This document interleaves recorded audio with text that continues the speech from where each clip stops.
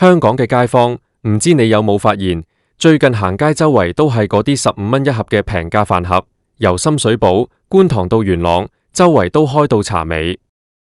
唔少人第一反應可能係覺得，哇，15蚊有一大盒兩餸飯或者切雞飯，真係逆市奇蹟，簡直係基層恩物，打工仔救星。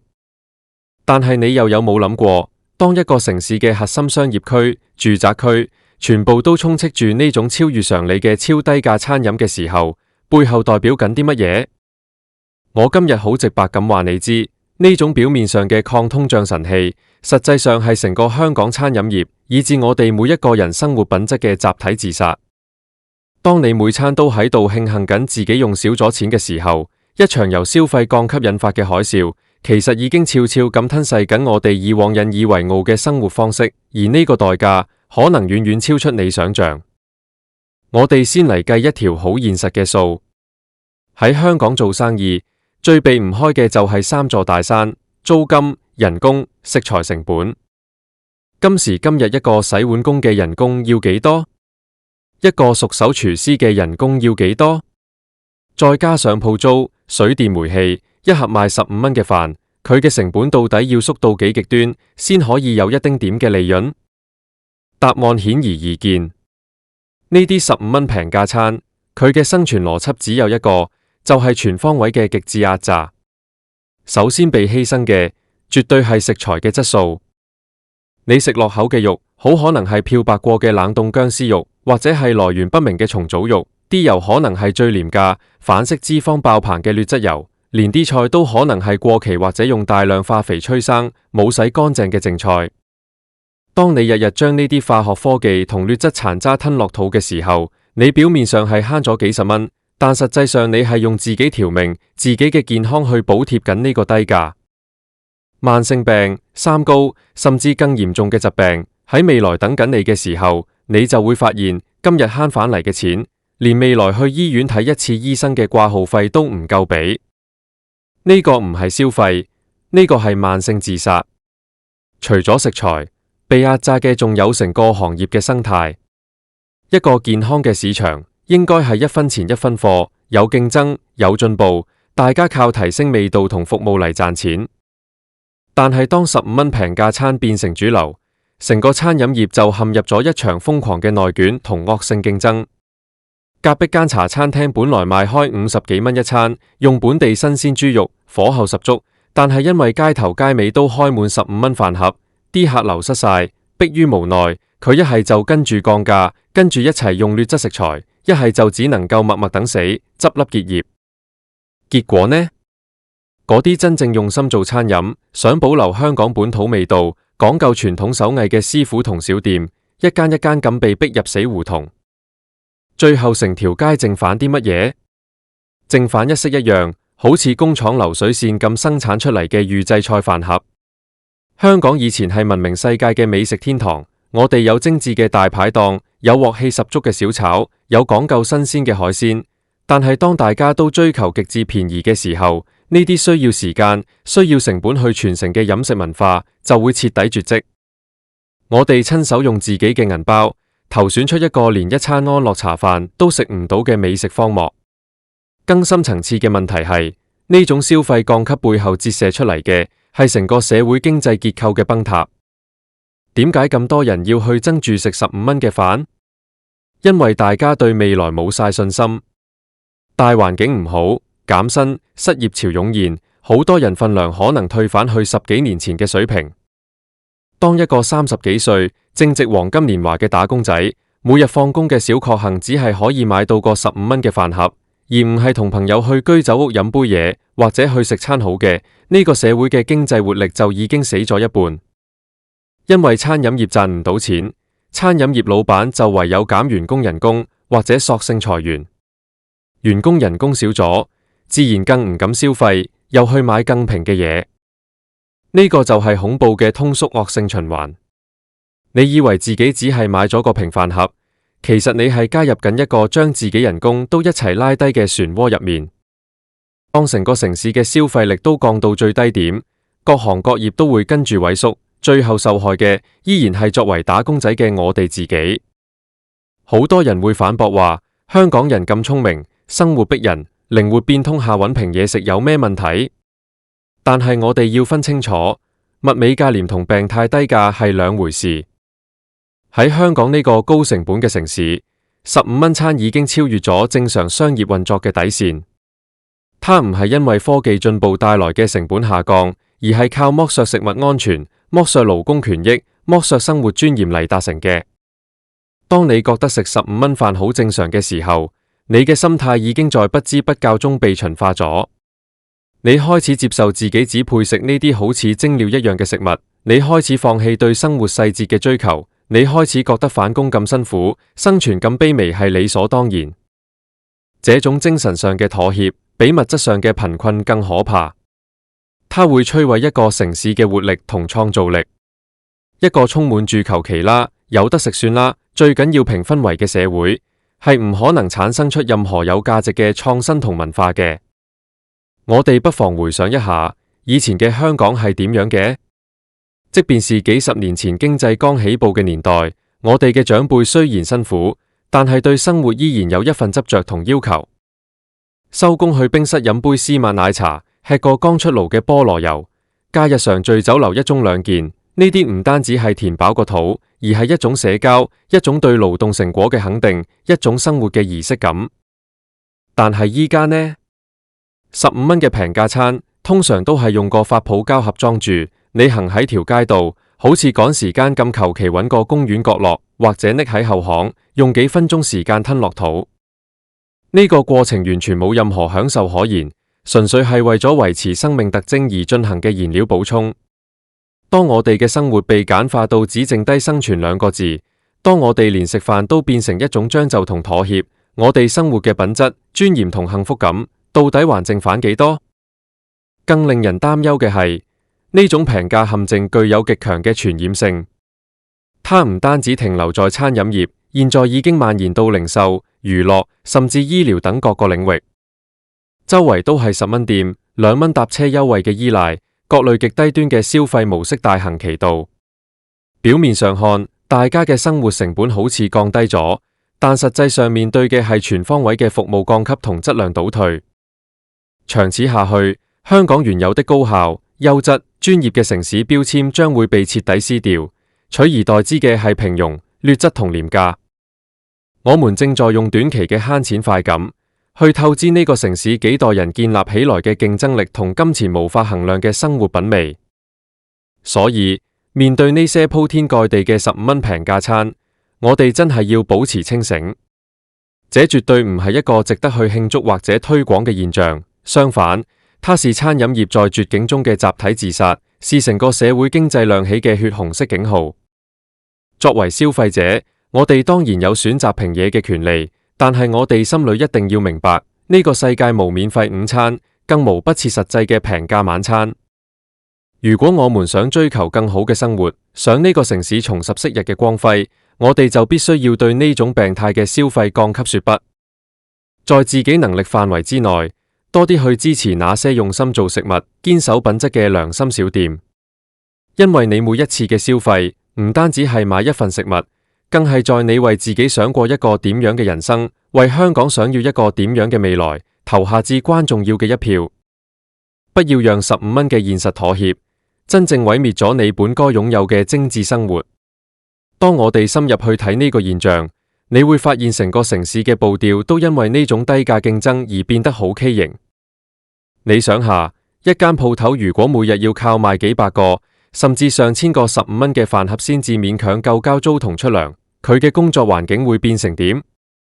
廚房裏面嘅工友要好似機械人咁，不眠不休咁切菜、炒菜、打包，完全冇時間去講究衛生，更加冇空間去研究點樣將個菜式做得更加精緻、更加好食。這種極高強度、極低回報嘅工作環境，只會令到更多年輕人對餐飲業望而卻步。長遠落去，成個行業會出現嚴重嘅斷層。當老一輩嘅師傅因為賺唔到錢而退休收山，而生力軍又因為睇唔到前景，覺得呢行又辛苦又低薪而拒絕入行，香港餐飲業嘅根基就會被徹底挖空。到時，就算你有錢想食餐好嘅，可能都已經揾唔到一個真正識得掌握、真正明瞭傳統手藝嘅廚師。呢種文化同技術嘅斷代，先至係最不可逆轉、最令人痛心嘅損失。好多人可能會話，大環境係咁樣，個個都冇錢，你叫人點樣夾硬去消費貴嘢？冇錯，經濟週期有高有低，每個人都要面對現實嘅生活壓力。但係面對壓力同選擇放棄生活質量，是完全不同嘅概念。所謂嘅不妥協，並唔係叫你餐餐去食米芝蓮3星，亦唔係叫你打腫面皮充胖子，而係在我們有限嘅預算入面，依然保持對食物嘅尊重，對健康嘅重視。例如，與其日日食那些高油高鹽、來源不明嘅15蚊劣質便當，不如一星期入面有幾日自己買新鮮食材返屋企煮。雖然要花少少時間，但起碼食得安心，食得健康。又或者減少一啲無謂嘅零碎開支，將預算集中起來，去支持那些雖然貴少少，但係誠意滿滿嘅街坊小店。我們要讓那些真正用心經營嘅人有生存空間，成個社會嘅商業生態先至有可能慢慢復甦。你有冇留意到，當15蚊餐越開越多嘅時候，街頭巷尾原本好有特色嘅雜貨鋪、咖啡店、手作店都慢慢消失咗，取而代之嘅，除咗平價飯盒店，就係那些連鎖嘅低端夾公仔機鋪或者雜貨賣場。成個城市嘅街景變得越來越單調，失去了以前那種百花齊放、充滿生活氣息嘅生命力。香港最迷人嘅地方，本來就在於它嘅多元同包容。你可以喺同一條街道見到幾十年歷史嘅傳統蛇羹鋪，亦可以見到新潮嘅文青咖啡廳。但係當惡性嘅消費降級席捲而來，這種豐富嘅城市肌理就會被無情咁抹殺。大家都只能在價格戰嘅泥潭入面苦苦掙扎，失去咗對美感、對創意、對生活品味嘅追求。一間無咗特色小店、無咗飲食文化，只剩低生存最低標準嘅城市，仲算唔算得上一座國際大都市？我們每個人住喺度，仲可唔可以感受到那份自豪同歸屬感？其實這場平價餐飲嘅狂歡，本質上就是一場慢性嘅割韭菜。那些推出超低價餐飲嘅大集團或者連鎖店，佢哋往往有強大嘅資本可以燒錢，可以透過短時間內嘅虧本或者微利，去將周圍嘅個體小店全部熬死。等成個市場被佢哋壟斷，大家冇得選擇嘅時候，你以為佢哋仲會保持15蚊嘅價格？到時佢哋就會理所當然咁加價，而你手頭上已經失去咗所有可以提供優質食物嘅替代品。這就是資本最殘酷嘅地方。當你今日在為賺到幾十蚊差價而沾沾自喜嘅時候，其實你正在為自己未來被任意宰割而鋪路。這也是為什麼我一直強調，不能只看眼前嘅小便宜，一定要睇清背後嘅長遠代價。我哋再從健康嘅角度去探討下。香港人嘅工作時間長、壓力大，是全世界出咗名嘅。在這種高強度嘅生活節奏下，一餐營養均衡、安全衛生嘅飯，是我們身體能夠撐落去嘅唯一本錢。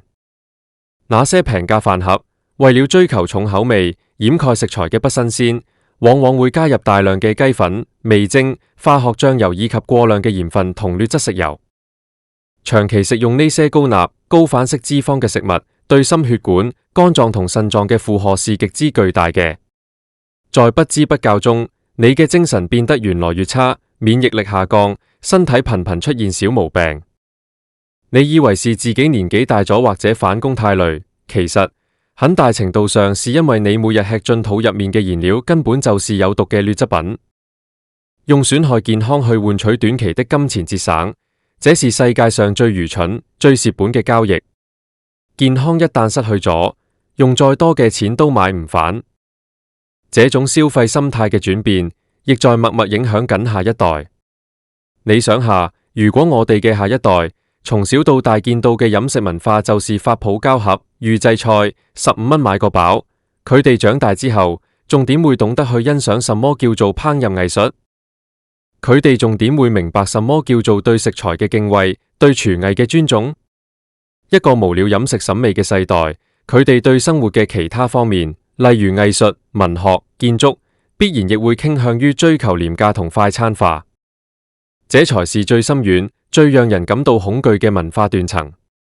一個城市嘅精緻度同文明程度，往往體現在細節之中，而飲食就是最直接、最貼近生活嘅一環。當我們連這一環都徹底放棄，任由其走向低俗同劣質嘅時候，這個城市嘅靈魂也就開始枯萎了。面對這樣嘅困局，我們每一個人其實都有一份責任。我們不能只是坐在這裏抱怨大環境不好，然後一邊繼續去排隊買那些15蚊嘅平價餐，推波助瀾。改變要由我們嘅心態開始。我們要重新去定義什麼叫做精明消費。真正的精明不是盲目追求數字上嘅最低，而是追求性價比嘅合理平衡。我們要明白，一份合理嘅價格背後包含咗對農夫嘅尊重，對廚師手藝嘅肯定，對清潔工付出嘅回報，以及對我們自己健康嘅保障。當我們願意為這份合理去埋單嘅時候，我們就是在為這個社會注入正面嘅能量，再維持一條健康嘅產業鏈。香港經歷過無數次嘅風雨同經濟轉型，每一次我們能夠挺過來，靠嘅都不是自暴自棄，不是全線降級去迎合劣質，而是靠着對品質嘅堅持，對進步嘅渴望，以及那份永不服輸、追求精緻嘅精神。當年嘅大排檔雖然簡陋，但師傅對鑊氣嘅要求，對食材新鮮度嘅執着，一點都唔馬虎。那種在逆境中依然要做到最好嘅態度，才是真正嘅香港精神。而依家這種充斥街頭嘅15蚊平價餐，恰恰是這種精神嘅反面。它代表着放棄，代表着將就，代表着向現實毫無底線地妥協。如果我們任由這種將就文化蔓延，香港將不再是那個充滿傳奇、令人向往嘅東方之珠，而會淪為一個平庸無奇、失去色彩嘅普通城市。所以，下一次當你行過街頭，再次見到那些排長龍、打着驚人低價旗號嘅平價餐店嘅時候，不妨停一停，諗一諗，問下自己：我真係差這幾十蚊嗎？我真係願意為咗慳這一點點錢，去冒健康嘅風險，去犧牲生活嘅尊嚴，去親手扼殺那些守護香港味道嘅小店嗎？希望我們都能夠保持一份清醒同骨氣，在能力所及嘅範圍內，選擇對自己更好、對這個城市更有益嘅生活方式。不要讓那些表面便宜嘅陷阱偷走咗你原本可以好精彩、好有品質嘅人生。生活再難，我們依然可以選擇活得體面、食得有尊嚴。這不單止是對自己負責，亦是我們每一個深愛香港嘅人對這個城市最溫柔、最有力嘅守護。大家平時放假係咪都好似我咁，一到週末就手痕腳痕，想揸架車上去放鬆下、消費下先？講真，自從港車北上開通咗之後，我身邊10個有9個朋友，一到星期五下晝就開始問：喂，今個週末上去邊度玩啊？而家揸車過港珠澳大橋真係方便到極，話咁快就到珠海。不過上去除咗揼骨、食酸菜魚之外，如果你漏咗去行佢哋啲超級市場，我敢保證你真係蝕咗一大截。今日我就要同大家行爆珠海最著名、最抵買嘅5大超市。你冇聽錯，真係平到你唔信，好多嘢嘅價錢直情係香港嘅1半甚至1/3。我今日帶埋張100蚊港紙嘅銀紙上去做測試，睇下係咪真係可以好似傳聞中咁，用一張紅衫魚100蚊港幣就可以買到菜爆成個車尾箱。如果大家想知道點樣用最少嘅錢執到最多嘅高質素正貨，同埋邊間超市最啱我哋香港人嘅口味，就一定要跟我睇到最後，因為中間仲會分享埋點樣避開啲消費陷阱，一齊出發啦！好啦，我哋一過完關，第一時間當然係要揾地方落腳同埋掃貨。講到珠海近年最震撼，連深圳人都特登落嚟行嘅超市，就一定要掃到嗰間超大型嘅美式倉儲式超市。呢間嘢真係大到好似個飛機庫咁，入到去如果同朋友行散咗，分分鐘要打電話先揾得返。我一推架購物車入去，就覺得自己好似變咗小矮人咁，因為入面嘅嘢全部都係加大碼。不過講到最吸引我嘅，絕對係佢哋個熟食區。你想象下，一隻成隻手爪咁長，烤到金黃色，仲不停流緊雞汁嘅美式烤雞，你估下幾多錢？喺香港買隻好普通嘅燒雞都要140-5蚊啦，喺呢度竟然30幾40蚊人民幣就有一大隻。我見到好多香港落嚟嘅車主，一買就係買2隻，直情當飯咁食。除咗烤雞之外，佢哋嘅烘焙區都係重災區，嗰啲大大個嘅牛角包、瑞士卷，一盒有成10幾20個，平均除返開，一包精緻嘅甜品都係幾蚊嚟。我用我手上嗰100蚊港紙，喺呢度執咗一隻大烤雞，一盒12個裝嘅鬆餅，再加一箱好出名嘅椰汁，計返匯率，竟然仲有得找。你話誇唔誇張？不過呢間超市都有個缺點，就係你要先俾年費做會員。佢哋個年費要200幾蚊一年，如果你一年只係上嚟1-2次，就未必划算。但如果你好似我咁，一個月起碼上嚟2-3次，甚至係每個週末都當大灣區係後花園咁行，咁呢個200幾蚊嘅會費，你行2次買熟食同日用品就已經完全賺返晒。而且呢度嘅停車場大到不得了，有成幾千個車位，對於我哋港車北上嘅車主嚟講，最怕就係揾位泊車，喺呢度完全冇呢個煩惱，個車位仲要闊落到，你成個後尾箱打開晒，慢慢搬嘢上車都唔會撞到隔離架車。行完呢間美式大龍頭之後，我哋再轉場去另一間同樣係行高端會員制，但就非常有特色嘅超市。呢間超市主打嘅係全球採購嘅高質素食材。聽講好多住喺珠海本地嘅中產家庭，甚至係喺內地定居嘅香港人，都視呢度為廚房後花園。一入到去，你會感覺到佢個燈光同裝飾都高級過人，啲貨品擺得井井有條。不過唔好被佢個高級包裝嚇親，因為佢哋嘅性價比一樣高到驚人。最出名嘅就係佢哋嘅新鮮牛肉同埋海鮮。喺香港，如果你想食高質素嘅安格斯牛扒，去高級超市買塊少少地都要200-300蚊。喺呢度，一大盒有3-4塊肥美嘅厚切生牛扒，竟然百幾蚊人民幣就有交易，平均一塊都係30幾40蚊，反到香港煎一煎，直情好似去咗高級西餐廳咁。除咗牛扒，佢哋嘅海鮮區都有好多即撈即製嘅海鮮，好多人都中意喺度買完之後直接叫佢哋加工。不過作為要菜爆車尾箱嘅攻略，我哋就要留意佢哋啲乾貨同埋零食。呢度有好多獨家進口嘅大包裝零食，例如一啲比利時朱古力或者係日本直送嘅米餅，價錢比香港平咗起碼1/3。我用我嗰100蚊港幣嘅預算喺度買咗一盒超大嘅鮮奶草莓蛋糕，同埋一包夠我食成個星期嘅香脆堅果。呢度最貼心嘅係，佢哋好多包裝雖然大，但入面全部做晒獨立包裝。咁樣我哋揸車回程嘅時候，就算塞車，都可以隨手拎一包出嚟慢慢食，完全唔怕會漏氣或者整污糟架車。好啦，可能好多朋友會話，呢啲會員制超市下下要收會費，如果我真係好少上嚟，咪好唔划算？唔緊要，我接住落嚟帶大家去嘅第3間超市，係完全免會費，而且係全中國都好出名嘅新零售超級市場。呢間超市最神奇嘅地方，就係佢將超市同埋海鮮酒家完美結合。你一入到去，會以為自己去咗西貢或者鯉魚門嘅海鮮街，一排排嘅大水缸，入面有生猛嘅長腳蟹、龍蝦、鮑魚，仲有各式各樣嘅游水魚。最緊要係咩？價錢透明到不得了，全部明碼實時。一隻大波士頓龍蝦，有時做推廣竟然唔使100蚊人民幣就有一隻。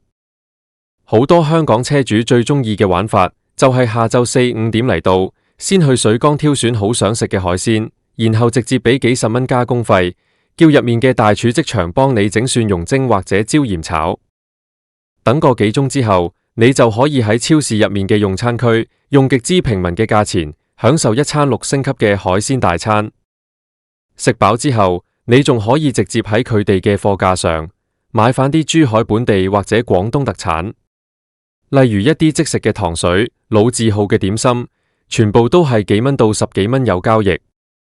我試過喺呢度用100蚊港幣買到2隻大鮑魚即場加工食埋，再買埋2盒港式點心帶返香港俾屋企人當宵夜。最爽嘅係呢間超市通常都進駐喺一啲好新好大嘅商場入面，停車場配套做到足，你可以一邊整緊海鮮，一邊去商場行下時裝店或者飲杯芝士奶蓋茶，時間安排得啱啱好。如果大家追求嘅唔係海鮮或者高檔牛肉，而係好想體會一下內地最貼地、最平民、種類多到好似行極都行唔完嘅傳統大賣場，咁第4間我要介紹嘅超市，你就絕對不能錯過。呢間超市係法國牌子，喺內地深耕咗好多年，可以話係好多內地人由細行到大嘅集體回憶。呢度嘅特點就係大、全、平，一入到去，你就會俾佢嗰種人山人海嘅熱鬧氣氛感染。呢度嘅日用品、家居小電器，甚至係床上用品都多到數唔晒。我最推薦大家喺呢度買啲咩？就係平時屋企常用嘅洗潔精、洗衣液、衛生紙，同埋各式各樣嘅調味料。講真，香港嘅日用品呢幾年加價加得好犀利，一樽好一點嘅洗衣液都要60-70蚊。但在呢度，同樣牌子或者內地好出名嘅老字號品牌，一大桶5公斤裝嘅洗衣液，折合港幣先至30幾蚊。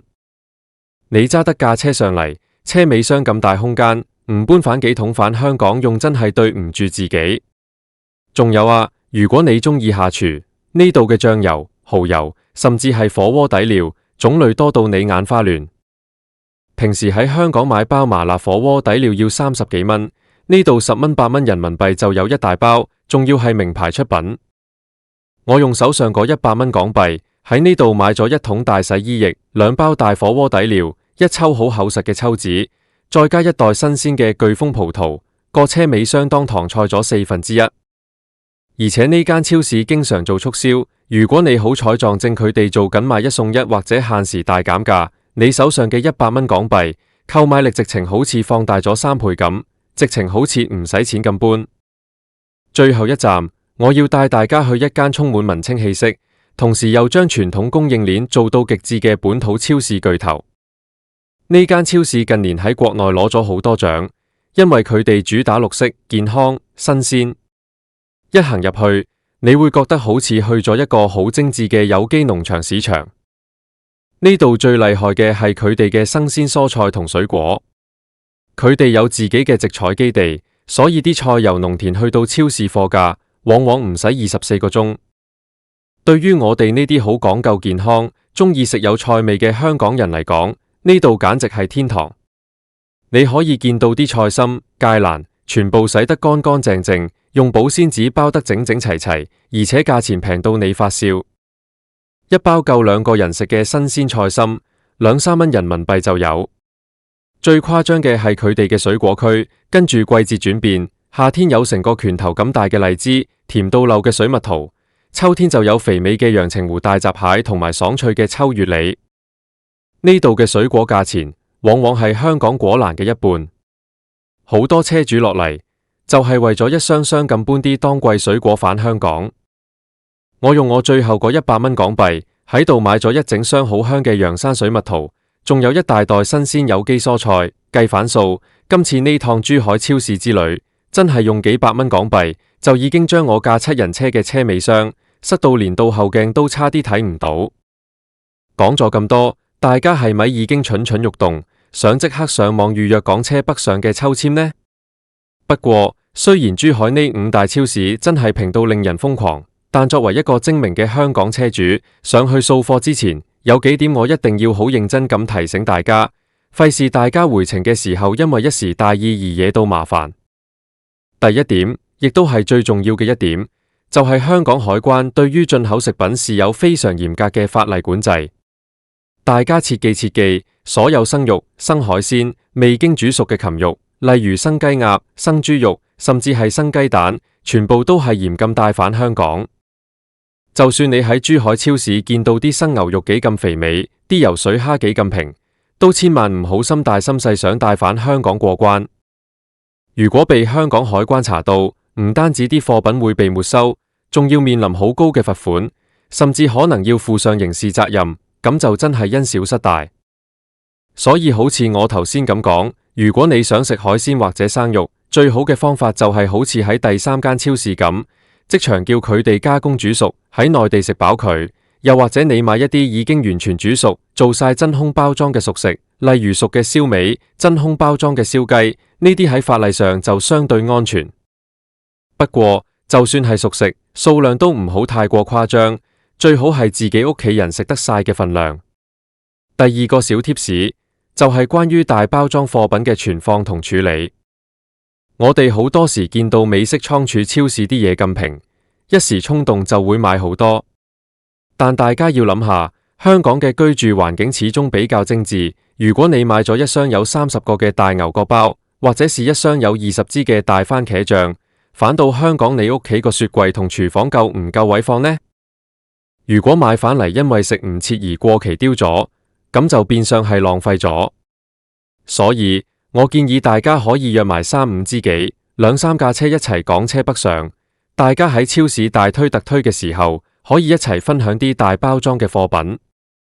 去到停車場，大家打開車尾箱，你分一半牛角包俾我，我分一半火鍋底料俾你，咁樣既可以享受大包裝嘅批發平價，又唔怕返到香港因為份量太多而頭痛。呢招真係我同班車友玩咗好多次嘅絕招，屢試不爽。第三，就係要留意支付方式同車輛配套。雖然依家珠海絕大部分超市都全面接受電子支付，不管是微信支付、支付寶，甚至係香港版本嘅電子錢包都打通晒，但有時喺地庫停車場或者一啲大型建築物入面，香港手機網絡嘅信號可能會減弱。所以出發前最好確保自己個電子錢包已經綁定好信用卡，或者入面有足夠嘅人民幣餘額，甚至準備少少人民幣現金防身就最穩陣。另外，因為呢啲超市往往大到好似行迷宮咁，一去就去咗2-3個鐘，大家泊好車之後，一定要用手機影低自己個車位號碼同埋停車場個出口方向。唔係嘅話，當你2隻手拎住大包小包，仲要推住個菜爆咗嘅購物車，喺幾千個車位嘅地下停車場揾車，嗰種痛苦真係會令你即刻崩潰。總括嚟講，珠海呢5大超市真係各有千秋。美式會員制超市適合追求美式生活質素，想買大份量熟食嘅朋友；高端會員制超市就適合對食材有極高要求，想揾獨家進口貨嘅中產一族；新零售超市就最啱一眾海鮮愛好者，可以即撈即食，享受極致鮮味。而傳統歐洲品牌大賣場街頭嘅15蚊平價餐，恰恰是這種精神嘅反面，它代表着放棄，代表着將就，代表着向現實毫無底線地妥協。如果我們任由這種將就文化蔓延，香港將不再是那個充滿傳奇、令人向往嘅東方之珠，而會淪為一個平庸無奇、失去色彩嘅普通城市。所以，下一次當你行過街頭，再次見到那些排長龍、打着驚人低價旗號嘅平價餐店嘅時候，不妨停一停，諗一諗，問下自己：我真係差這幾十蚊嗎？我真係願意為咗慳這一點點錢，去冒健康嘅風險，去犧牲生活嘅尊嚴，去親手扼殺那些守護香港味道嘅小店嗎？希望我們都能夠保持一份清醒同骨氣，在能力所及嘅範圍內，選擇對自己更好、對這個城市更有益嘅生活方式。不要讓那些表面便宜嘅陷阱偷走咗你原本可以好精彩、好有品質嘅人生。生活再難，我們依然可以選擇活得體面，食得有尊嚴。